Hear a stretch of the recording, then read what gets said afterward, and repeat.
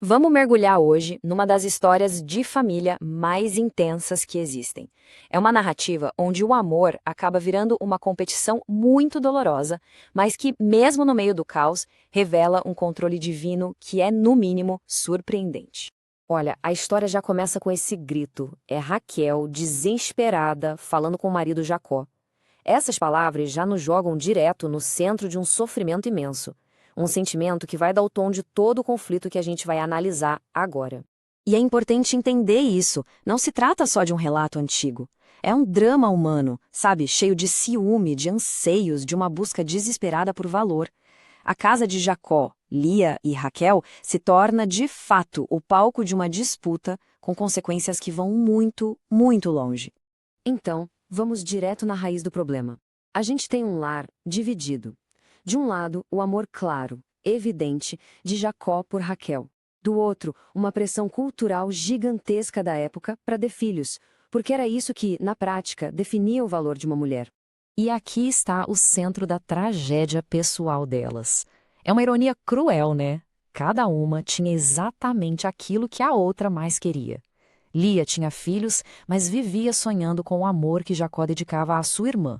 Já Raquel tinha esse amor, mas sentia um vazio enorme por não conseguir dar filhos a ele. É fundamental a gente ter a dimensão do peso disso. Naquela sociedade patriarcal, gerar um herdeiro era a principal fonte de status, de propósito para uma mulher. A infertilidade de Raquel não era só uma tristeza particular, era uma humilhação pública, um lembrete diário de um suposto fracasso. E aí, diante de tanto sofrimento, elas começam a buscar saídas. Numa tentativa de preencher esses vazios emocionais, a família entra numa verdadeira corrida por filhos, usando um costume bem comum da época, as servas como uma espécie de barriga de aluguel. E essa estratégia vira um ciclo de retaliação. Uma ação de Raquel provoca uma reação imediata de Lia. A casa se torna um tabuleiro, onde os filhos são as peças que marcam pontos nessa competição dolorosa por relevância e, quem sabe, por um pouco mais de afeto.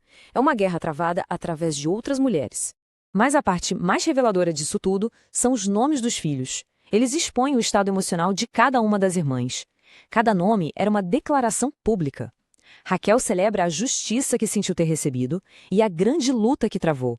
Lia responde com nomes que declaram sorte e felicidade. Os filhos se tornam, assim, símbolos vivos dessa guerra de emoções. E quando a gente acha que a tensão não pode aumentar, a história dá uma virada bem curiosa. Um elemento da crença popular da época entra em cena e se torna o gatilho para um dos momentos mais baixos na relação entre as irmãs, mostrando até onde o desespero pode levar uma pessoa. As mandrágoras eram tipo um remédio popular, uma crença de que elas ajudavam na fertilidade. Para Raquel, que já estava no limite da esperança, encontrar essas plantas parecia um sinal, uma solução que ela finalmente poderia controlar com as próprias mãos. Olha, esse momento é desolador. A intimidade, o relacionamento, tudo vira uma moeda de troca. Raquel abre mão de passar a noite com o marido em troca de uma planta, na esperança de que ela lhe traga fertilidade. É o fundo do poço da rivalidade, onde o afeto é negociado em troca de um talvez. E aqui a narrativa cria uma tensão. A solução humana, o remédio popular, a negociação desesperada, nada disso funcionou. A esperança que a Raquel depositou naquelas plantas se mostrou vazia, o que só aprofundou ainda mais a frustração dela. E então vem o ponto de virada. A mudança não vem de um truque humano nem de uma planta, mas de uma ação soberana. E essa ação não segue a nossa lógica. Primeiro, Lia, que já era fértil, tem ainda mais filhos. E só depois, no tempo divino, a atenção se volta para Raquel. O nascimento de José é o clímax emocional para Raquel. É a resposta para anos de orações, de lágrimas, de humilhação. Um filho que não nasceu de uma barganha, mas de uma intervenção divina que estava muito acima de toda disputa, mostrando que o plano de Deus tem o seu próprio ritmo. Agora a história expande o foco. A gente sai da arena íntima da família e vai para o campo onde outra batalha acontecia. A fidelidade de Deus não se limitava a curar a infertilidade. Ela se estendia para cumprir promessas muito maiores. Depois de toda a confusão em casa, Jacó agora tem que lidar com outro adversário, o sogro, Labão, que era um mestre na arte de enganar. É irônico, né? Jacó, que sempre foi o enganador, agora estava provando do próprio veneno. O cenário parecia completamente desfavorável para ele prosperar. Mas o que acontece é extraordinário.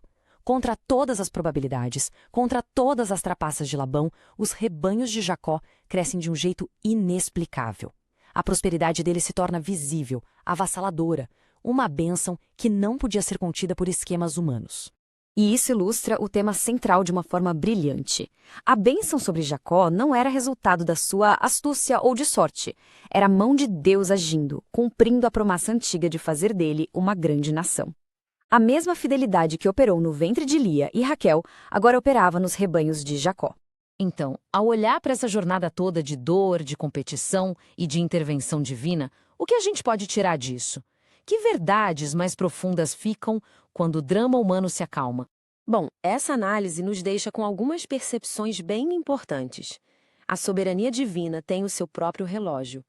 Nossas tentativas de forçar os resultados, muitas vezes nascidas do desespero, se mostram inúteis.